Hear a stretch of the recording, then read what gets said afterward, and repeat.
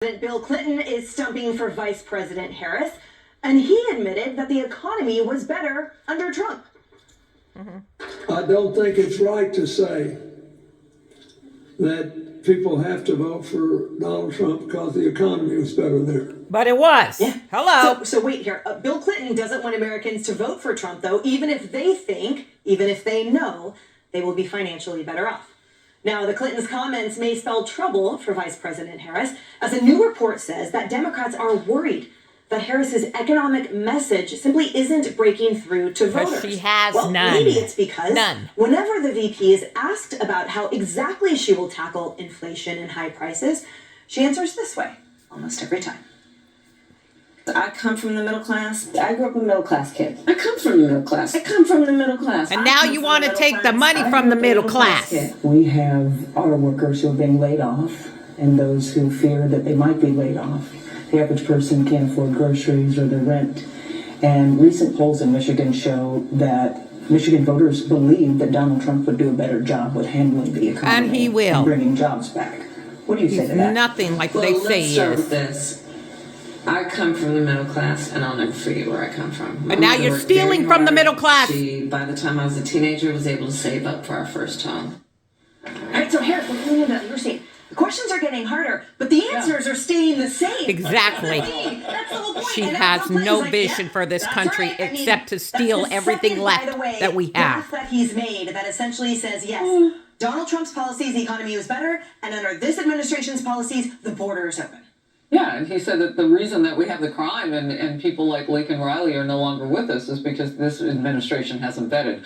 Look, I think reflexively people know who they are, and so he's been president for 8 years. He knows it. He's not confused about what his views are. He delivered on the economy.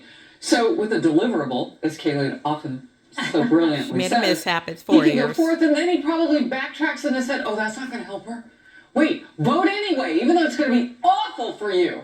And the prices are going to remain high. And I mean, go higher. No one is going to buy what he's saying, but they have to help her in some way because she can't seem to sell it either. Clinton. No, We're talking and about let's talk about Clinton that. So serving middle class years. repetition. The Got it. irony is that this administration has failed Oops, to sorry, my bad. define the middle class. They only use that as this term and assume that a lot of people are in it, when the reality is that the middle class are the ones that are absolutely hurting, that have, in addition to everyone else, they have steady income, they have assets, and yet they still cannot make their payments, as everyone has been shouting for 4 years upon deaf ears. But apparently to Kamala Harris, that's going to solve the policy problems. But, you know, I can't figure out who's a better Trump campaign surrogate at this point, Bill Clinton or Joe Biden. It's honestly a tough decision. And Bill Clinton makes this gaffe, but it's an admission of truth. And really what it shows is just how out of touch the Democratic Party and its agenda is. Their And you agenda even is think for about the evil issues for that this Kamala country. Harris is running on. She's not running on the economy, as you mentioned. She's not division. running on inflation. She's running on abortion, January 6th, saving democracy.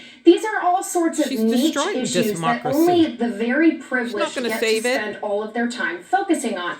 It's very easy to care a lot about what happened 3 years ago on January 6th when you're not worried about how you're going to pay for your groceries or your gas or your mortgage next month. Meanwhile, the actual middle class Americans are very concerned about those issues, and she's not speaking to them. And here's the thing, Kaylee. So if Democrats are alarmed by the fact that her policy, whatever that is, message isn't gaining ground, but where was the alarm during the entire last 4 years? That's the point. That Americans have been in an alarmed state for a while, and yet again it fell on deaf ears. So of course right now a message of I am middle class also is not resonating. Right. I mean, there you just heard Bill Clinton admitting the truth. Wild Bill getting a little too wild there, actually saying what is a fact. Yeah, Wild Bill. I love that one.